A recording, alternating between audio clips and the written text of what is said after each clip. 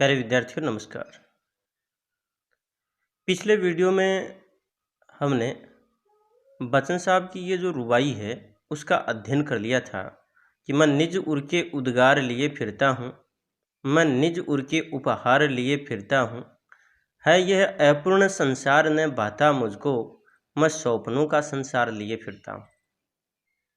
कि बच्चन साहब यहाँ पर कह रहे हैं कि मैं अपने हृदय के जो बहाव हैं उनको लिए फिरता हूँ, मैं अपने ही हृदय के जो जीवन मूल्य हैं उनके साथ हमेशा रहता हूँ।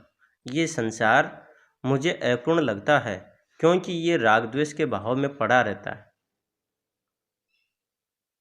और ऐसी स्थिति में मैं अपने ही स्वप्नों का जो संसार है, अपनी कल्पनाओं का संसार है, उसमें मैं रहता हूँ, फिरता हूँ, जीता हूँ। उसी क्रम में आगे वाली जो रुबाई है, इस रुबाई में यहाँ पर कवि कह रहे हैं कि मैं जला हृदय में अग्नि दाहा करता हूँ, सुख दुख दोनों में मग्न रहा करता हूँ, जग भव सागर तरने को नाव बनाए मैं मन मौजों पर मस्त बहा करता हूँ। मैं जला हृदय में अग्नि दाहा करता हूँ। अग्नि का अर्थ है आग, दाहा का अर्थ है जलना। और यहाँ जो नीचे वाली जो पंक्ति है इस रुबाई की, मन मौज, यहाँ मूल रूप से जो भव है वह शब्द आता है कि भव मौज। मौज का अर्थ होता है लहर।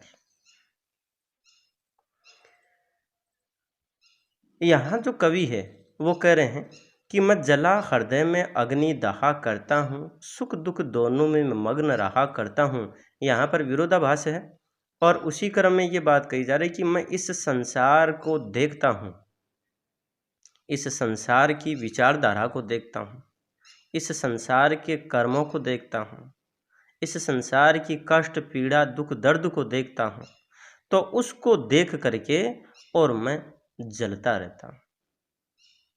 इस संसार को देखता हूँ, मेरे हृदय में आग जलती है, उस आग में मैं जलता रहता हूँ। परंतु सुख दुख दोनों में मग्न रहा करता हूँ, भले ही चाहे सुख और भले ही चाहे दुख हो, दोनों में हमेशा मस्त रहता हूँ। सुख होता है तो इतराता नहीं और दुख होता है तो घबराता नहीं। जग भवसागर तरने को नाव बनाए, ये संसार, इस संसार रूपी समुद्र को पार करने के लिए, तरने का मतलब है पार करना, किनारे तक जाना, पार करने के लिए नाव का सहारा लेता है। मैं मन मौजों पर, परंतु मैं मन मौज, यहाँ पर भव मौज यानी कि संसार रूपी सागर की लहरें पर मस्त बहा करता हूँ।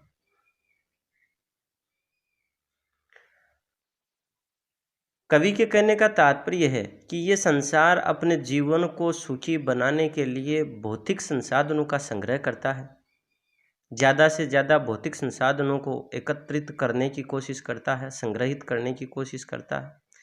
परंतु मैं तो इस संसार रूपी समुद्र की जो लहरें हैं उनका सामना करता हूँ, अर्थात जीवन में आने वाली जो चुनौतियाँ हैं उन चुनौतियों का सामना करता हूँ और उन पर मस्त बहता हूँ। अर्थात जीवन में सुख और दुख दोनों ही आते रहते हैं, जीवन में संघर्ष जो हैं हमारे सामने आते ही रहते हैं, जो समस्याएं हैं वो आती रहती हैं, लेकिन उसके बावजूद भी मैं कभी घबराता नहीं, मैं तो मस्त रहता हूँ। तो इस संसार रूपी सागर की लहरों पर मैं मस्त बहता रहता हूँ, चलता रहता हूँ, उनका सामना करता रहता हूँ। आगे वाली रुबाई में कवि यहाँ पर कह रहे हैं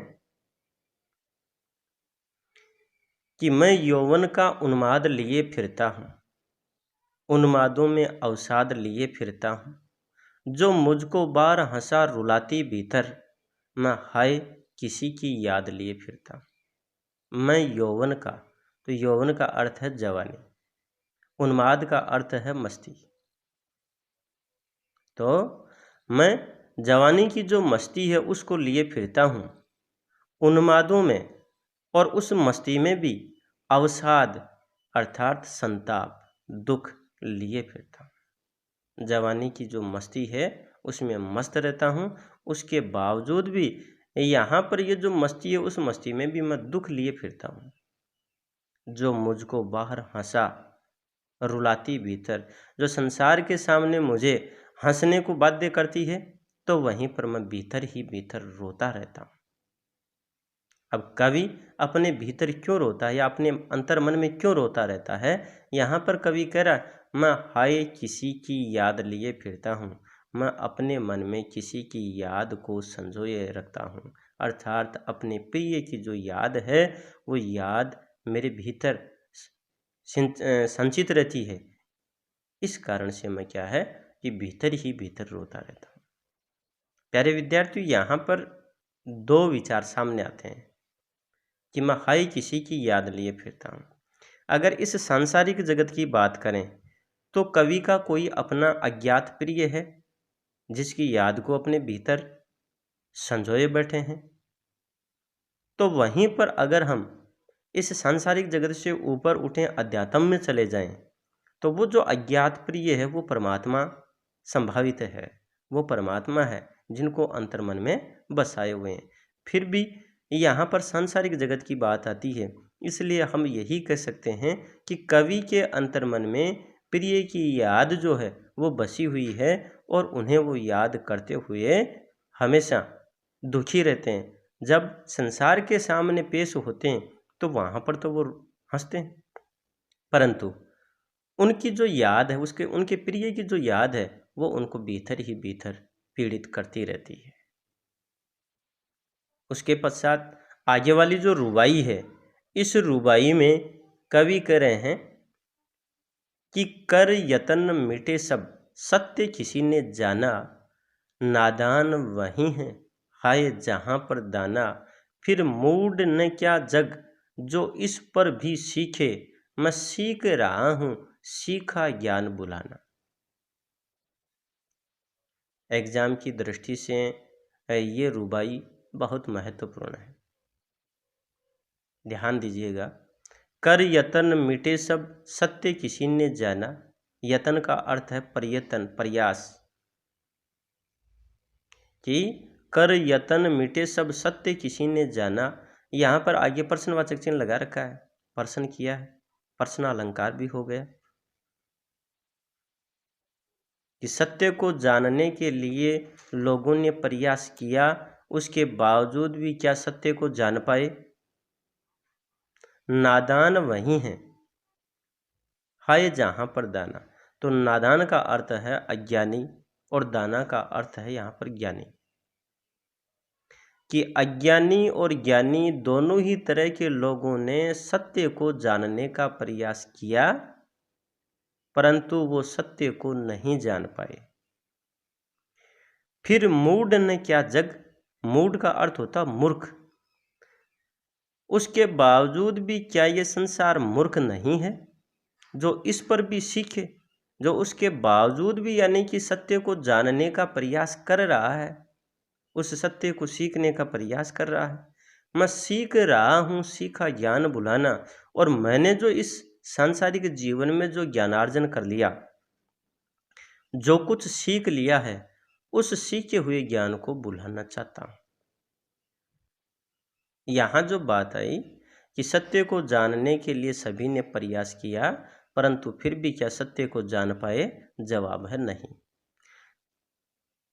नादान और दाना दोनों ने ही सत्य को जानने का प्रयास किया, ज्ञानी और अज्ञानी दोनों ने ही सत्य को जानने का प्रयास किया। अज्ञानी थे वो ज्ञान के अभाव में सत्य को नहीं जान पाए, और जो दाना थे, जो ज्ञानी थे, वो इसलिए सत्य को नहीं जान पाए क्योंकि उनके सामने दो स्थितियां पैदा हो गई। एक तो वो इस सांसारिक फेर में पड़ गए, दूसरी तरफ वो ईश्वर को प्राप्त करने की बात कर रहे हैं, ईश्वर की भक्ति करने की बात कर रहे हैं, परंतु दो काम एक साथ नहीं हो सकते। कि एक तो ये जो तेरे और मेरे का फेर है, सांसारिकता का फेर है, उसमें पड़े रहना, और वहीं पर अध्यात्म के क्षेत्र में प्रवेश करना, परमात्मा की भक्ति करना, ये दो काम एक साथ नहीं हो सकते, काम एक ही हो सकता है। इसलिए यानी कि जो दाना है, जो ज्ञानी है, वो लोग भी सत्य को नहीं जान पाए, या फिर यूँ कहें जो पुण्य करने वाले हैं जो परकल्याण की बात करने वाले हैं वो भी सत्य को नहीं जान पाए। आगे कवि प्रश्न कर रहा है कि उसके बावजूद जब दोनों ही यानी कि सत्य को नहीं जान पाए तो फिर ये संसार मूर्ख नहीं है क्या, जो उसके बाद भी सत्य को जानने का प्रयास कर रहा है, सत्य को जानने के लिए जो भी जरूरी जो चीजें हैं उनको सीखने की कोशिश कर रहा है। कवि अपने बारे में कह रहा है कि मैं सीख रहा हूँ सीखा ज्ञान बुलाना, कि मैंने इस सांसारिक जगत में रह करके, इस संसार में रह करके जो मैंने सीख लिया है, जो ज्ञानार्जन किया है, मैं अब उसको बुलाना चाहता हूँ। क्यों? क्योंकि वो जीवन का लक्ष्य नहीं है, वो जीवन का उद्देश्य नहीं है, उससे सत्य को जाना ही नहीं जा सकता है। इसलिए सांसारिक जीवन को या सांसारिक जगत की जो चीज़ें हैं या जो भौतिक जीवन की जो चीज़ें हैं या भौतिकता की बातें, उनको त्याग करके सत्य को सीखा जा सकता है। इसलिए कवि ने सीखे हुए ज्ञान को बुलाने की बात कही है। इस रुबाई में भी 2-3 प्रश्न बन जाते हैं छोटे। आगे वाली जो रुबाई है, इस रुबाई में कवि कह रहा है कि मैं और जग और कहाँ का नाता, मैं बना बना कितने जग रोज मिटाता, जग जिस पृथ्वी पर जोड़ा करता वैभव, मैं प्रति पग से उस पृथ्वी को ठुकराता। यमक के माध्यम से बात करी है। इसमें और शब्द 3 बार आया है। पहला और तीसरा और शब्द है, उसका अर्थ होता है अलग या पृथक, और जो बीच में जो और शब्द है यानी 2 नंबर का जो और शब्द है उसका अर्थ है तथा। मैं अलग हूँ तथा संसार अलग है, कहाँ का नाता, इस संसार का और मेरा कैसा नाता है, कैसा रिश्ता है। क्यों? कवि ने संसार को अपने से अलग बताया क्योंकि संसार की विचारधारा अलग है, कवि की अपनी विचारधारा है। इसलिए क्या है, कवि कह रहा है कि मैं अलग हूँ तथा संसार अलग है, मैं बना बना कितने जग रोज मिटाता, मैं हमेशा एक नए संसार का निर्माण करता हूँ और उसे मिटा देता हूँ। प्रश्न भी बनता है कि कवि नए संसार का निर्माण करता और फिर उसे मिटाता क्यों है? क्योंकि उसमें कहीं न कहीं किसी न किसी रूप में कोई न कोई खामी रह जाती है।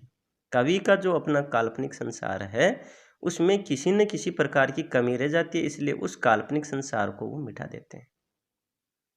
जग जिस पृथ्वी पर जोड़ा करता वैभव, ये संसार जिस धरती पर जो वैभव है, जो समृद्धि है, उसको जोड़ने का प्रयास करता है, जिन भौतिक संसाधनों का या भौतिक सुख सुविधाओं को संकलित करने का काम करता है, संचित करने का कार्य करता है, उस धरती पर जो कवि है या उस धरती को जो कवि है हर कदम पर ठुकराता चलता है।